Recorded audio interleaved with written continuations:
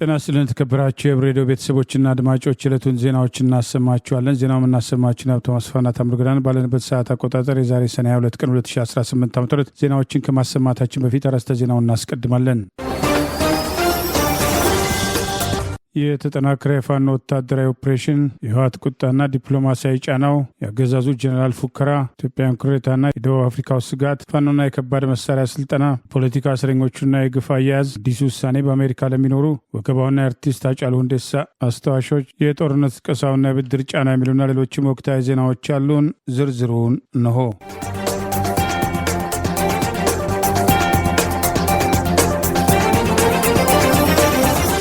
በአገዛዙ አየር መቃወሚያ ላይ ጥቃት ሰንዝሮ ተኳሹን ጭምር መደምሰሱን የአማራ ፋኖ ብሔራዊ ንቅናቄ ምኒልክ ዕዝ አስታወቀ። ስቦ ማስከዳቱ ተጠናክሮ ቀጥሏል። የአማራ ፋኖ ብሔራዊ ንቅናቄ ወሎ ቤተ አማራ ምኒልክ ዕዝ ዛሬ ሰኔ 22 ቀን 2018 ይፋ እንዳደረገው በእዙ 105ኛ ኮር 71ኛ ክፍለ ጦር ስር የሚገኙት አንደኛ መሐመድ ዳውድ ሬጅመንት አርበኞች ትላንት ሰኔ 21 ቀን 2018 በሰከላ ግንባር በታላቅ የጦር ብቃት የጠላትን ኃይል በማፍረክረክ አንጸባራቂ ድል መቀዳጀታቸውን አየር መቃወሚያውን በመምታት ተኳሹን ጭምር መደምሰሳቸውን አስታውቋል። በአየር መቃወሚያና በሌሎች ሜካናይዝድ መሳሪያዎች ታጅቦ መነሻውን ከጊምቦ ያደረገው የጠላት ኃይል ንጹሐንን ለመጨፍጨፍ ሀብት ንብረት ለማውደምና ወረራ ለመፈጸም ወደ ሻፊና ባከት አካባቢዎች ለመንቀሳቀስ ሙከራ ያደረገ ቢሆንም ምኒልክ ዕዝ 105ኛ ኮር 71ኛ ክፍለ ጦር አንደኛ መሐመድ ዳውድ ሬጅመንት አርበኞች ልዩ ውጊያ ጥበብና 2 እና 3 ቦታዎች ላይ ጠላትን በመቁረጥ አይቀጡ ቅጣት መቅጣት ድል መቀዳጀታቸውን ገልጿል። እስከ ትላንት ምሽት ድረስ በዘለቀው በዚህ ውጊያ በወሎ ቤተ አማራ ቀጠና ከሌላ ግንባር ሻፊና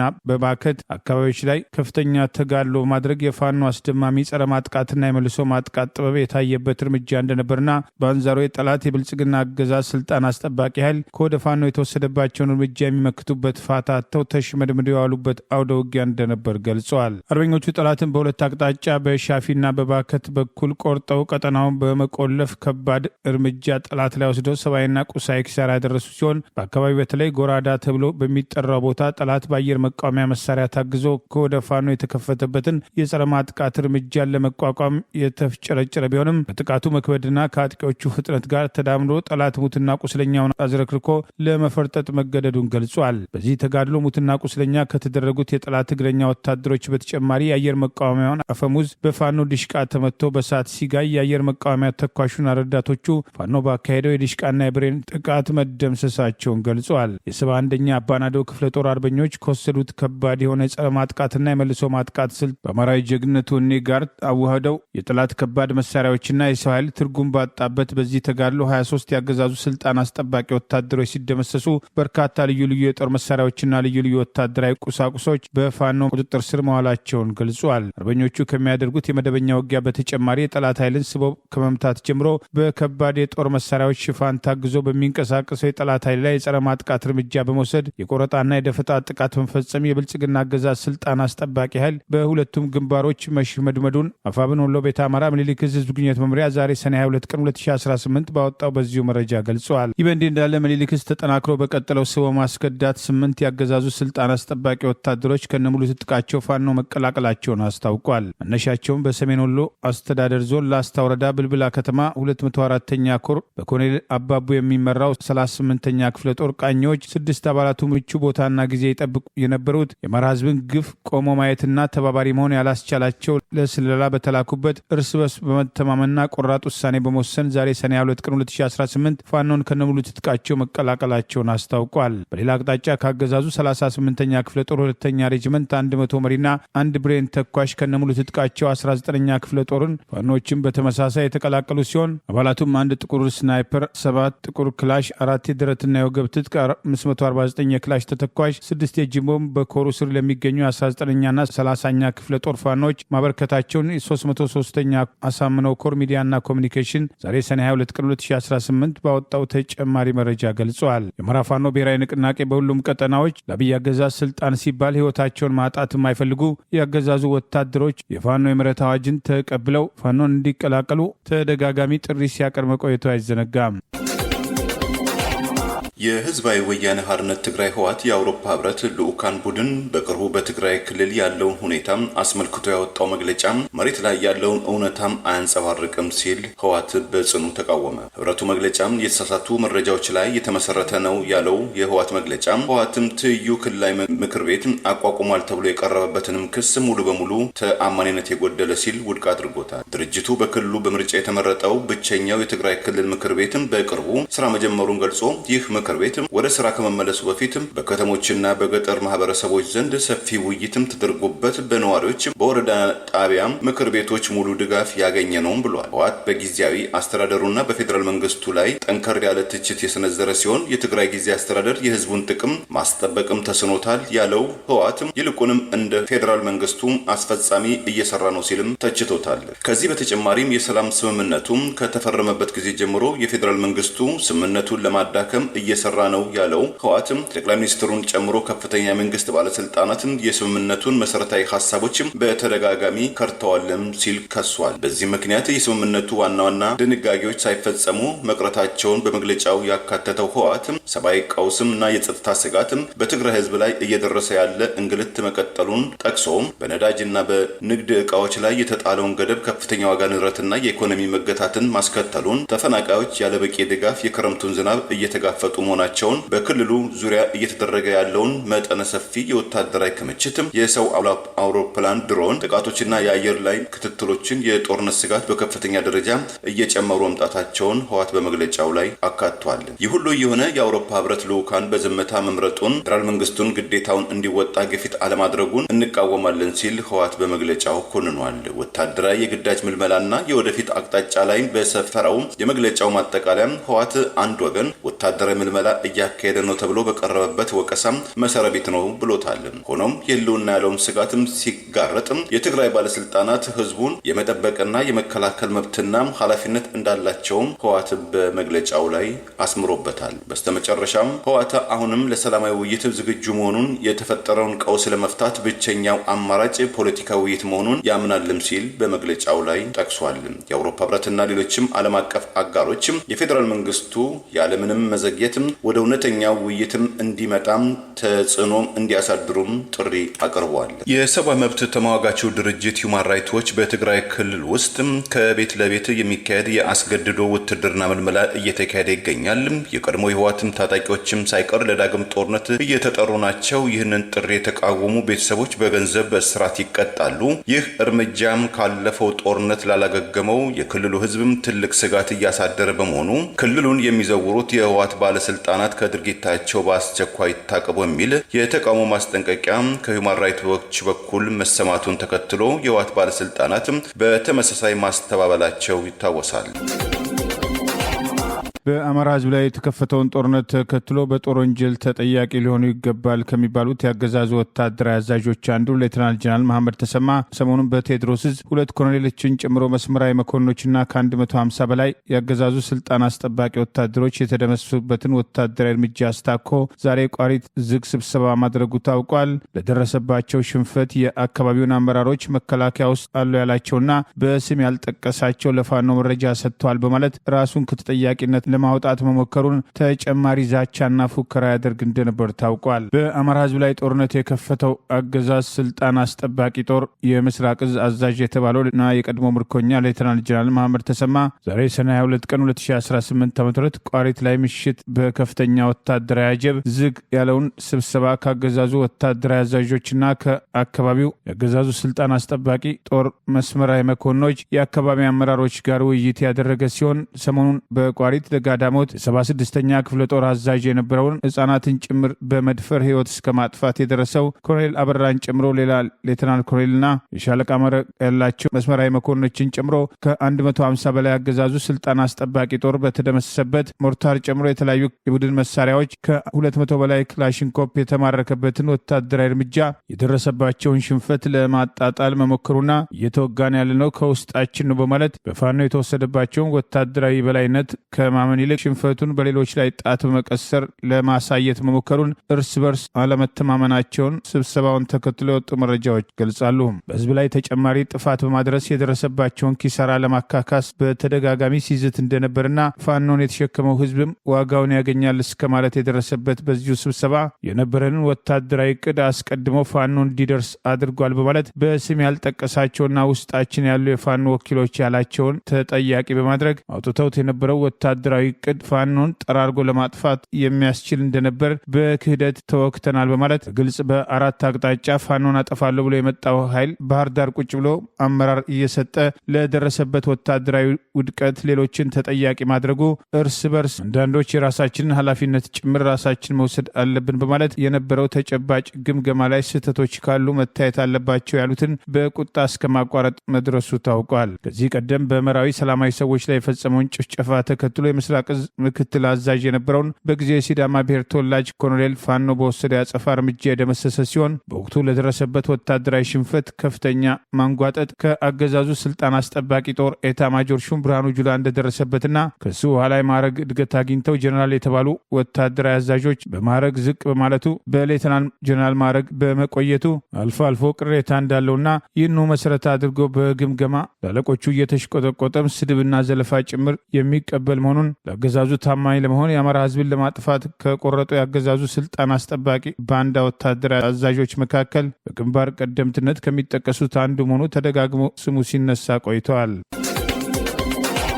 በደቡብ አፍሪካም ጸረ ስደተኛ እንቅስቃሴ የሚያደርጉ ቡድኖችም ጥቃት ሊፈጽሙብን ይችላል የሚል ብርቱ ስጋት የወደቀባቸው ኢትዮጵያን የኢትዮጵያ መንግስት እስካሁን ድረስ ያደረገላቸው ነገር እንደሌለም ተናገሩ። ኢትዮጵያኑ ጸረ ስደተኞች ቡድኖችም ህጋዊ ሰነድ ወይም የአገሪቱ ዜጎችና መታወቂያ ያላቸው ሰዎች ጭምር ኢላማ ማድረጋቸውን የገለጹ ሲሆን የአሁኑ የጸረ ስደተኛ የተቃውሞ እንቅስቃሴ በመንግስታዊና መንግስታዊ ባልሆኑ ድርጅቶችም ባለሀብቶችና የፖለቲካ ፓርቲዎች ጭምር የሚደገፍ በመሆኑ ስጋቱ እንደጸናባቸው ገልጸዋል። ኢትዮጵያኑ ጥቃት ፈጻሚ ጸረ ስደተኛ ቡድኖችም የትራንስፖርት ወጪና አበል ተመድቦላቸው እንዲመንቀሳቀሱም ተናግረዋል። በደቡብ አፍሪካ ውስጥ የተንሰራፋ የመጣው የጸረ ስደተኛም የተቃውሞ እንቅስቃሴ ያሰጋቸው የኡጋንዳም፣ የማላዊ፣ የናይጄሪያን የመሳሰሉት አገራትም ዜጎቻቸውን በቻርተር አውሮፕላንና በልዩ መኪናዎችም በመጫን ከደቡብ አፍሪካ በማስወጣት ላይ መሆናቸውን ከአገሪቱ የወጡ መረጃዎችም ይገልጻሉ። ታዋቂው ኬንያዊ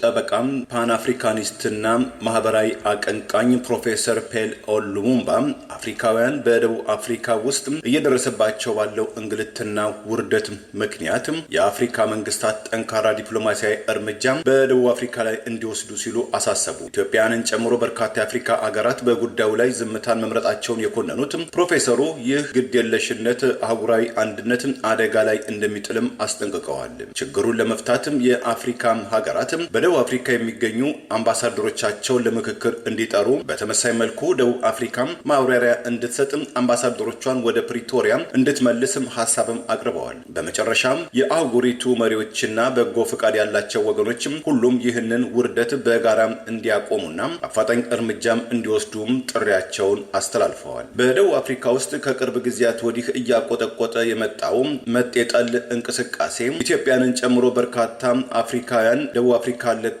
እንዲወጡ በነገው ዕለትም የቀን ቀጠሮ የተሰጠም ሲሆን የደቡብ አፍሪካ ከፍተኛ የፖሊስ አዛዦች እንቅስቃሴውን ለመቀልበስ በዝግጅት ላይ መሆናቸውን ቀደም ሲል ማግለጻቸው ይታወሳል።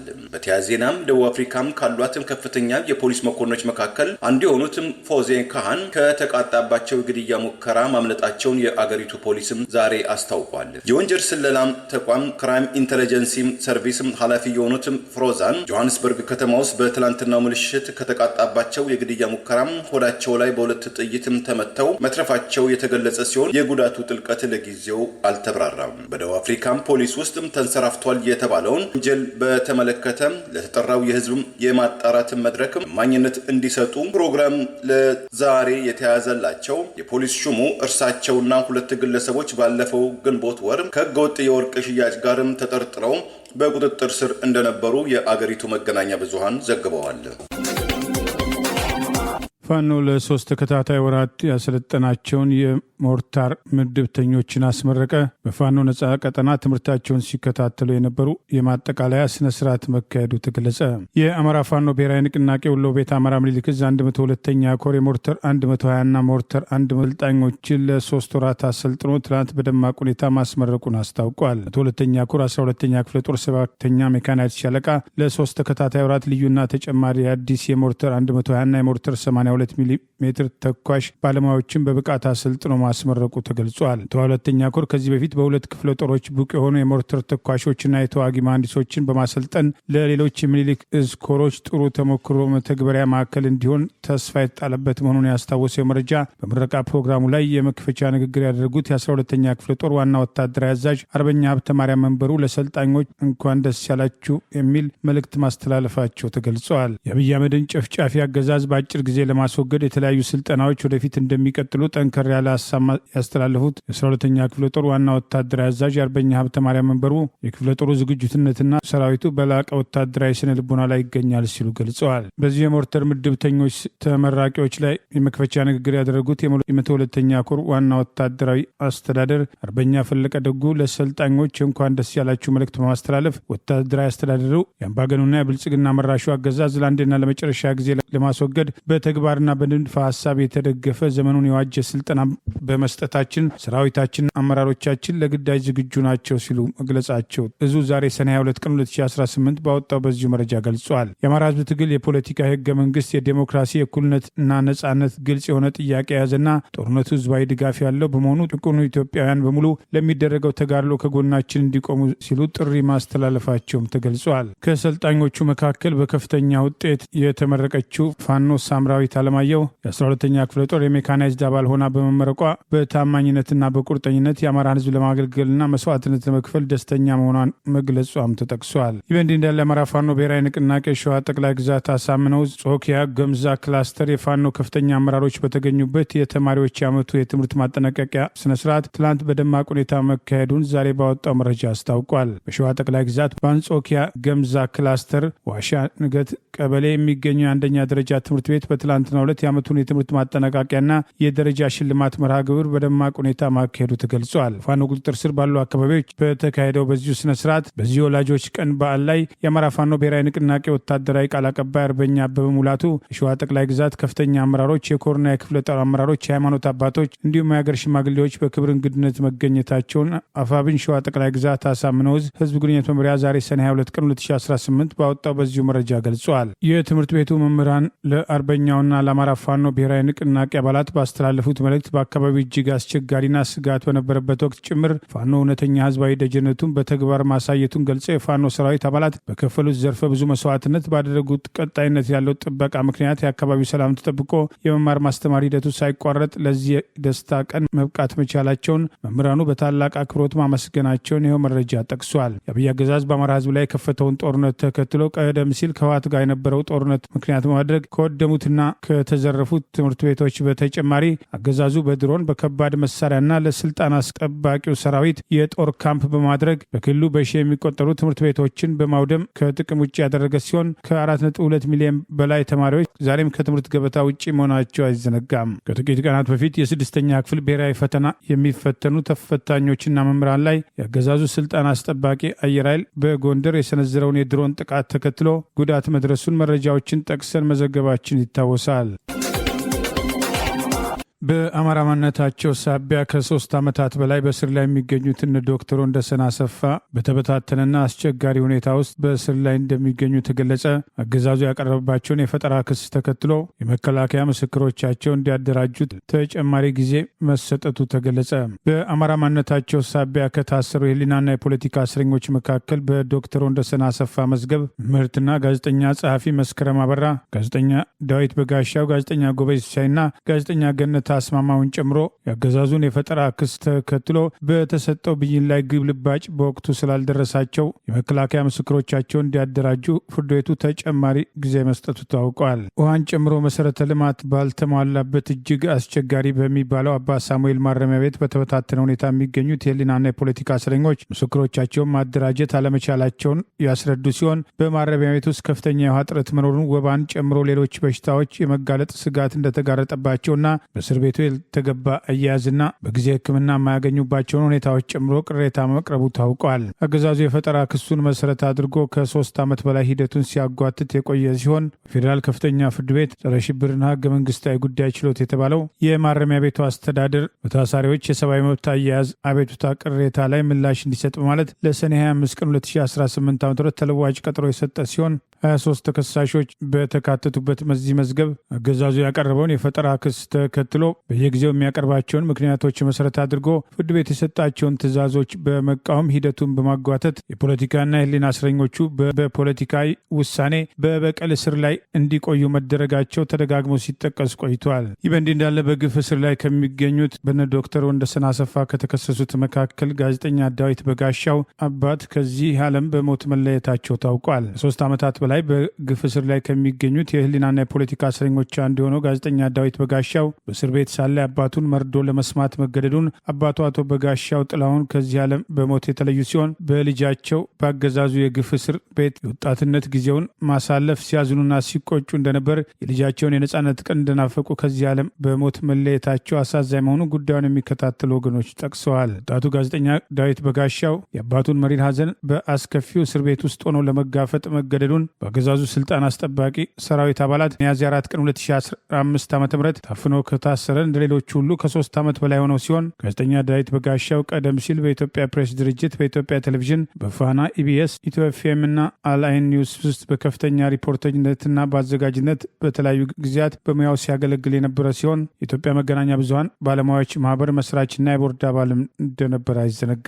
በእነ ዶክተር ወንደሰን አሰፋ መዝገብ ከተከሰሱት ሌላው ጋዜጠኛ ጎበዜ ሲሳይን ከጅቡቲ ድረስ አስሮ ያመጣው አገዛዝ ዛሬም ድረስ ዜጎችን በማንነታቸውና ሃይማኖታቸው የሚጨፈጭፉትን ሳይሆን ጭፍጨፋ የሚቃወሙት እያሳደደ በማሰር የበቀል እርምጃውን አጠናክሮ መቀጠሉ በወቀሳ እየተነሳ ይገኛል። የታሰሩት የፖለቲካ እስረኞች ያለምንም ቅድመ ሁኔታ እንዲፈቱ፣ ጦርነት በአገሪቱ ላይ እንዲቆምና አገዛዙ ስልጣን ማስቀጠያ ያደረገውን የእርስ በርስ ጦርነት በማቆም ህዝቡ ሰላም እንዲያገኝ ተደጋጋሚ ጥሪ ቢቀርብም ለይስሙላ ሰላም ከማለት አልፎ አገዛዙ ይህንን ፖለቲካዊ እርምጃ ለመውሰድ ፈቃደኛ ለመሆኑ የአገሪቱን ቀውስ እያባባሰ ለመቀጠል ቆርጦ መነሳቱ በተደጋጋሚ በወቀሳ እየተነሳ ይገኛል። የይስሙላው ሀገራዊ ምክክር ኮሚሽን ከዚህ ቀደም አጀንዳ አሰባስባለሁ ባለበት ወቅት ጦርነቱ እንዲቆም፣ ታጣቂዎች ወደ ጠረጴዛ እንዲመጡ፣ የታሰሩ የህሊናና የፖለቲካ እስረኞች እንዲፈቱ የበኩሉን ጥረት እንደሚያደርግ ህዝቡን ሲያዘናጋ የነበረ ቢሆንም የገዢው ብልጽግና ፓርቲን አጀንዳ ተቀብሎ እየተንቀሳቀሰ የሚገኘው ኮሚሽን 4 ዓመታት አጀንዳ ሰብስብ ያለው ማለት በአሁኑ ወቅት 8 አጀንዳዎችን ለይቼ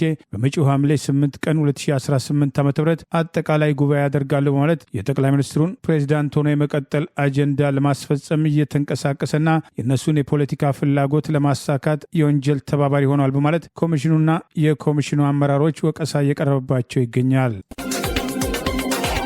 በአሜሪካ ውስጥ ጊዜያዊ ጥገኝነት ከለላ አግኝተው የሚገኙ የኢትዮጵያና የተለያዩ አገራት ዜጎችም ቋሚ መኖሪያ ፈቃድ ለማግኘትም ጥያቄ ማቅረብ ወይም አሜሪካንን ለቀው መውጣት እንዳለባቸው የአሜሪካን የአገር ውስጥ ደህንነት ኃላፊው ማርክ ዌይን ሞሊን አሳሰቡ። ባለስልጣኑ ይህን ማሳሰቢያ እየሰጡትም የአሜሪካው ጠቅላይ ፍርድ ቤትም ባለፈው ሳምንት ያሳለፈውን ውሳኔም ተከትሎም ሲሆን ሀገራቸው ውስጥም ባለው ሁኔታ የተነሳም ጊዜያዊ ከለላ አግኝተው አሜሪካ ውስጥ የሚገኙ የሃይቲና የሶሪያ ስደተኞች ህጋዊ ጥበቃ በማቋረጥም የተወሰደው እርምጃም እንዲጸና ፍርድ ቤት መወሰኑን መዘገባችን ይታወሳል። ጦርነትም የሰብአዊ ቀውስና ሰብአዊ መብትም ጥሰቶችም ከሚካሄድባቸው አገራትም ተሰደው በአሜሪካ ጊዜያዊ ከለላም ወይም ፒቲኤስ መባል የሚታወቀውን ፈቃድ አግኝተው ከሚኖሩ ከ350 ሺህ በላይ የተለያዩ አገራት ዜጎች የሚገኙ ሲሆን በዚህም አሰራር ምክንያትም የአሜሪካ ጊዜያዊ ጥበቃም ከለላ ያገኙ እስከ 5000 የሚደርሱ ኢትዮጵያን ይኖራል። ይሁን እንጂ የአሜሪካ የሀገር ውስጥ ደህንነት መስሪያ ቤት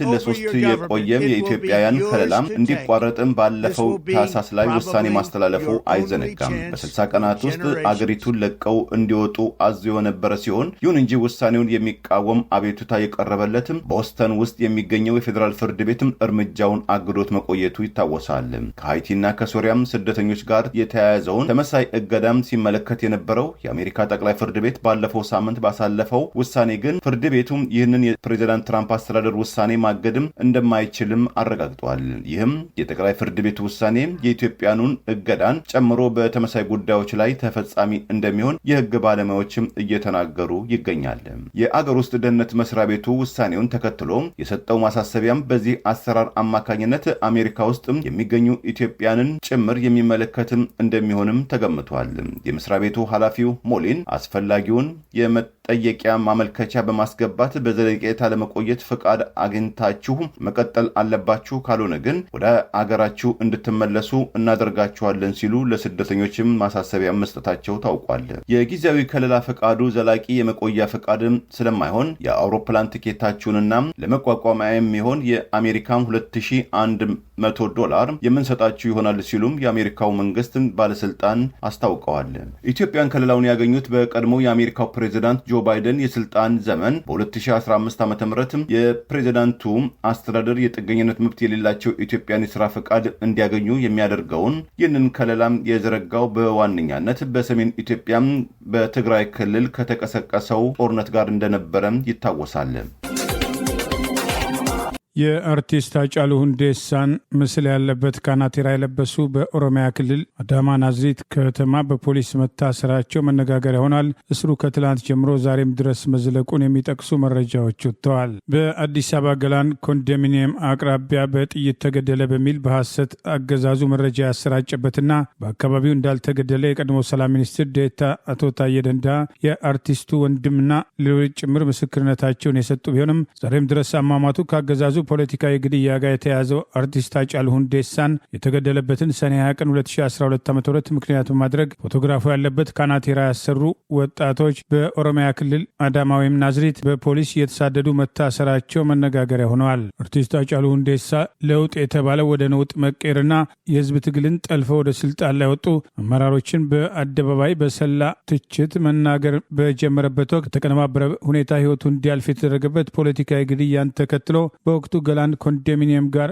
አርቲስቱ ተገለዋል በሚል በማህበራዊ ሚዲያ ዘር ተኮር ጥላቻ ቅስቀሳ በማድረግ የአማራ ብሔር ተወላጆችና የኦርቶዶክስ እምነት ተከታዮች በስፋት በኦሮሚያ ክልል ሻሸመኔን ጨምሮ ከፍተኛ ጥቃት የተፈጸመባቸው በርካታ ሰላማዊ ሰዎች በግፍ የተገደሉ፣ ቤተክርስቲያንና የተለያዩ ንብረቶች የተቃጠሉ ሲሆን በጊዜ የኦሮሚያ ክልል ፕሬዚዳንት አቶ ሽመልስ አብዲሳ ለሻሸመኔ ከንቲባ ችግሩን ሲናገሩ አርፈተኛ የሚል ትዕዛዝ እንደተሰጣቸው ዘግይተው መስከራቸው አይዘነጋም። የአርቲስቱን ግድያ አስታኮ የተፈጸመውን ጭፍጨፋ በተመለከተ በባቱ ወይም ዝዋይ ከተማ ነዋሪዎች ጥቃቱን አስታኮ ጥያቄ ባነሱበት ወቅት የወቅቱ የመከላከያ ኤታማጆር ሹም የቀድሞ ምርኮኛ ብርሃኑ ጁላ እናንተ ምን አገባችሁ ጉዳት የደረሰባቸው ሌሎች በማለት ጥቃቱ አስቀድሞ የታቀደና ታስቦበት የተወሰደ የአገዛዙ መከላከያ ጥሪ ሲቀርብለት ጥቃቱን ለማስቆም ፈቃደኛ ያልሆነው ሆን ተብሎ ታስቦበት የተወሰደ እርምጃ መሆኑን የቀድሞ ኦሮሚያ ክልል ካቢኔ አባል ዶክተር ሚልኬሳ ሚዳጋ በተለይም በባቱ ወይም ዝዋይ ከተማ ኤታማጆር ሹም የቀድሞ ምርኮኛ ብርሃኑ ጁላ ያደረጉት ንግግር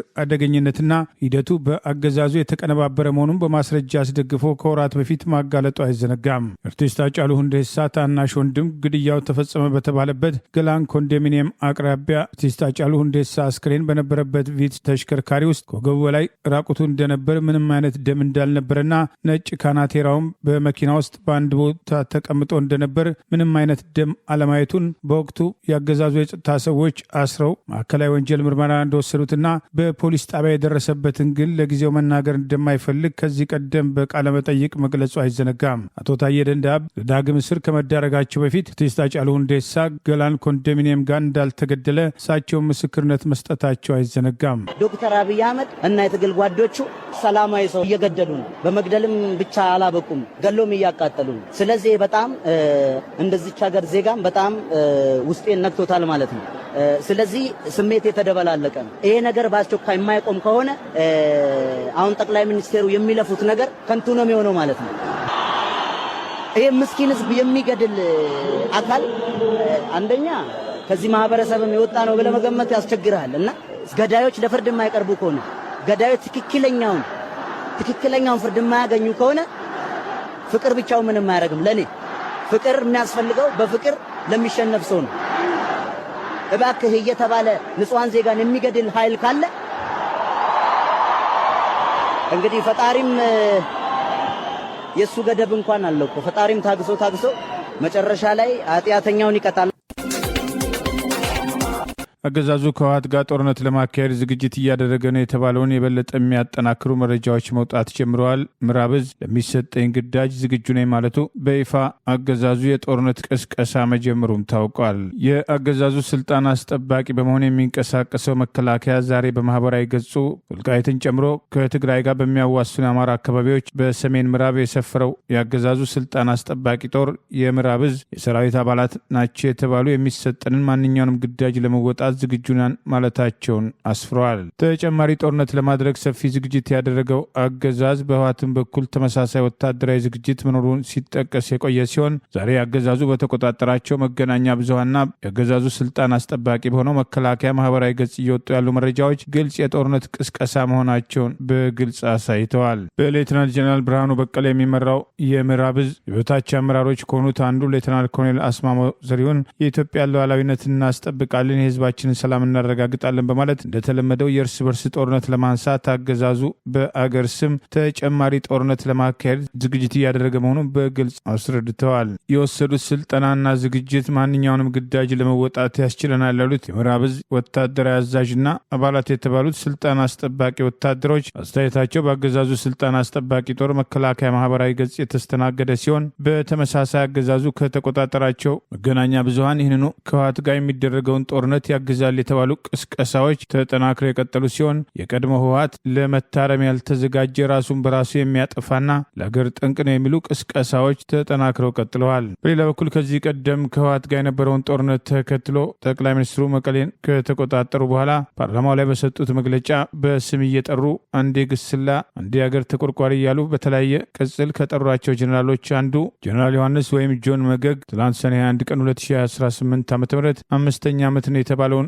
ዘመቻ አሉላን ለመዘከር ህወሓት የሄደበትን እንቅስቃሴ ከመቃወም በተጨማሪ እነጌታቸው ረዳ ሰሜን ዕዝ ላይ የተወሰደውን ጥቃት ተከትሎ እጃቸው እንደሌለበት የሚሰጡትን አስተያየት በመቃወም ሰሜን ዕዝ ከመመታቱ በፊት ጌታቸው ረዳ ራሱም ዋና ተዋናይ ከነበረበት የጦር አውርድ ፕሮፓጋንዳ ጋር በቀጥታ የተያዘ ነው የሚል አስተያየት መስጠታቸውን ለትግራይ ብልጽግና በቀረበ ማህበራዊ ሚዲያ ተጠቅሷል። ሰሜን ዕዝ መምታት ድንገት ዱብ ያለ መብረቅ ሳይሆን ሰሜን ዕዝ ከመመታቱ በፊት ጌታቸው ረዳ ራሱም ዋና ተዋናይ ከነበረበት የጦር አውርድ ፕሮፓጋንዳ ጋር በቀጥታ የተያዘ ነው ያሉት ጀነራል ዮሐንስ ወይም ጆን መጋግ ብቻ ሳይሆን ቁንጮ ባለቤቱ በፖለቲካ በኩል ስብሃት ነጋ፣ የስብሃት ነጋ ምርጥ አዋጊ ሌተናል ጀነራል ታደሰ ወረደ፣ የስብሃት ነጋ ምርጥ የፖለቲካ ፕሮፓጋንዲስት ራሱ ጌታቸው ረዳ የሰሜን ዕዝ የመጨረሻውና አስተማማኝ ግብ የሌለው ቢቀር እንኳን ትግራዋይና ትግራዋይ የሚባል ዘር ላይ ነሳ ስመታት መሆኑ ውጤቱ አይኑን አፍጥጦ እየነገረን እንዴት መሸወድ ይቻላል በማለት ለሁሉም የሚበጀው ግን ራሱን ከእውነት ጋር ማስታረቅ ነው፣ ካልሆነ ግን ትውልዱን አንዴ ብቻ ሳይሆን ሁለት ሶስቴ እያሉ ደጋግሞ መግደል ነው በማለት ጌታቸው ረዳ በሰሜን ዕዝ ጥቃት ላይ እጁ እንደሌለበትና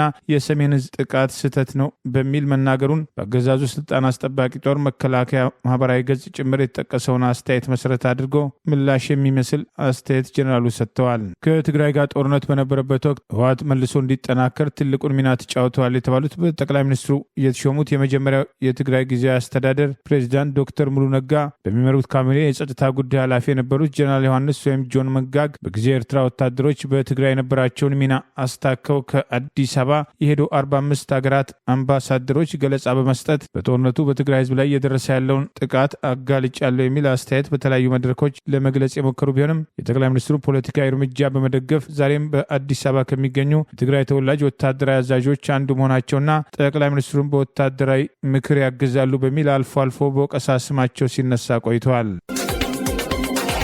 ኢትዮጵያ ከምዕራባውያን ቁልፍ የግል አበዳሪዎች የተበደረችውን የ1 ቢሊዮን የአሜሪካን ዶላር ቦንድ ለመክፈል በመሪ ሀሳብ ከመስማማቷ ተገለጸ። ሮይተርስ የዜና አገልግሎት እንደዘገበው ቀደም ሲል በተደረሰው ስምምነት መሰረት የኢትዮጵያ መንግስት 880 ሚሊዮን የአሜሪካን ዶላር ቦንድ ቀደም ሲል ከነበረው 6.625 ከመቶ ወለድ ወደ 6.15 ከመቶ ወለድ ዝቅ ባለ መልኩ ከመጪው ሐምሌ ወር ጀምሮ እስከ መጪው ፈረንጆቹ 2029 ወይም የዛሬ 3 ዓመት ድረስ ለግል አበዳሪዎቹ ይከፍላል ተብሏል። ከዚህም በተጨማሪ 99.4 ሚሊዮን ዶላር ያልተከፈለ የስምምነቱ ክፍያንም እንደሚካተትም ታውቋል። በስታንዳርድ ቻርተር ውስጥ የአፍሪካ ስትራቴጂክ ከፍተኛ ባለሙያ የሆኑት ሳሚር ግራዲዮ ይህ ስምምነት ሁሉንም ባለድርሻ አካላትን ደስተኛ ያደረገ ነው ብለውታል። ከአበዳሪዎች ኮሚቴ አገራት መካከል ጣምራ ሊቀመንበር የሆኑት ቻይናና ፈረንሳይ በአዲሱ ውል መሰረትም ቅሬታ እንደሌላቸው ቀደም ሲል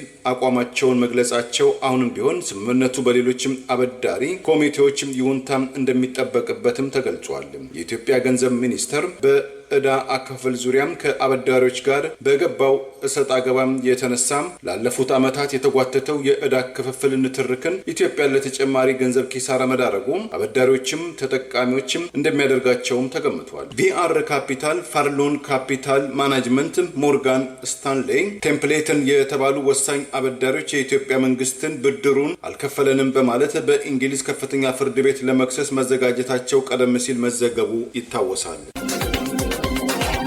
በደቡብ ኢትዮጵያ ክልል በወላይታ ዞን ቦዲቲ ከተማ በሐሰተኛ ትንቢትና ትፈወሻለሽ ወደ ሕክምና መሄድ አያስፈልግሽም በሚል የተሳሳተ ምክር ምክንያት የአንዲት ወጣት እናትም ሕይወት ማለፉ በማህበረሰቡ ዘንድ ከፍተኛ ሐዘንና ቁጭትን ፈጠረ።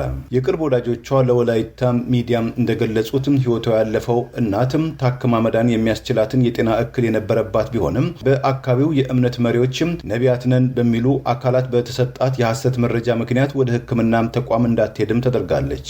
ከዚህም በኋላም ወደ ሐኪም ቤት መሄድ አያስፈልግሽም በሚል ክልከላም እምነቷን ተጠቅመው ሕክምናዋን እንድታቋርጥ ማድረጋቸውን በመጨረሻም ለሞት እንደዳረጓትም ተገልጿል። ይህንን ክስተት ተከትሎ በርካታ የማህበረሰቡ ክፍሎችና የሟች ቤተሰቦችም ድርጊቱን በጽኑ ማውገዛቸውም ተመልክቷል። ፈጣሪ ለሰው ልጅ የሰጠውን ዕውቀትና የሕክምና ጥበብ በህይወት ለመታደግ እንጂ ለመከልከል እንዳልሆነ በመጥቀስም በእምነት ስም የሚነገሩ የሐሰት ትንቢቶችና ከመጽሐፍ ቅዱስ አስተምሮት ውጪ የሆኑ አካሄዶችን በአስቸኳይ ኃይል ይባሉ እንደሚገባም የማህበረሰቡ ክፍል ማሳሰባቸውም ተገልጿል። የአካባቢው ነዋሪዎች እንዳሉት በአሁኑ ወቅት እግዚአብሔርን ያልተናገረውን ተናግሯል በማለትም ከምዕመናን ገንዘብ ለመሰብሰብና የውሸትም ተስፋ በመስጠትም የሰዎች ህይወትን አደጋ ላይ የሚጥሉ ሐሰተኞች ሰባኪያን ቁጥር እየጨመረ መምጣቱም ተገልጿል። ይህም አሳዛኝ ክስተት በማህበረሰቡም ከመቼውም ጊዜ በላይ እንዲነቃና መሰል ድርጊቶችን በጋራ እንዲከላከል ጥሪና መልእክትም ያስተላልፋልም ብለውታል። በኢትዮጵያ ውስጥ በዘመናዊ መኪና በግል ጠባቂዎችም የሚታጀቡ በቀይ ምንጣፍ ላይ የሚርመሰመሱ የእግሬ እጣቢን ከጠጣችሁ ወይም የሰውነትም ላቤን ተቀባባችሁም ትፈወሻለሽ ሀብት ንብረትም ታፈራለህ የሚሉ ሃይማኖታዊና ኢሞራላዊ የሆነ ድርጊቶችን የሚያከናውኑ ሐሳይ ሰባኪያን መበራከታቸው ኑሮ ላጎበጠው ለፈጣሪ ቅርብ ለሆነው ማህበረሰብ ላይ ከፍተኛም ሸክም ከመሆናቸውን በተጨማሪ ለኢኮኖሚያዊ ችግር እንደሚዳረጓቸው በተለያዩ ጊዜያትም እነዚህ ተጎጂ የህብረተሰብ ክፍሎች የሚያወጧቸው የምሬትና የወቀሳ አስተያየቶችም ያመላክታሉ። ለዛሬ ያሉን ዜናዎች እነዚህ ናቸው። ዜናውን ስታደምጡ ለቆያችሁ የህብር ሬዲዮ ቤተሰቦችና አድማጮች ምስጋናችን ይድረሳችሁ። የህብር ሬዲዮ ኦፊሻል የዩቲዩብ ቻናላችንን ሰብስክራይብ ያላደረጋችሁ ሰብስክራይብ በማድረግ በተጨማሪም የደውል ምልክቱን በመጫን የህብር ሬዲዮ ቤተሰብ እንድትቀላቀሉ በአክብሮት እንጋብዛለን። እንደ ወትሮ ሁሉ የህብር ሬዲዮ ቤተሰቦች ፕሮግራሞቻችንን ላይክ በማድረግ ሼር በማድረግ አስተያየቶቻችሁን በመስጠት አብሮነታችሁን እንድትገልጹ በአክብሮት እንጠይቃለን። በድጋሚ እናመሰግናለን። ጤና ይስጥልን። ቸር እንቆይ።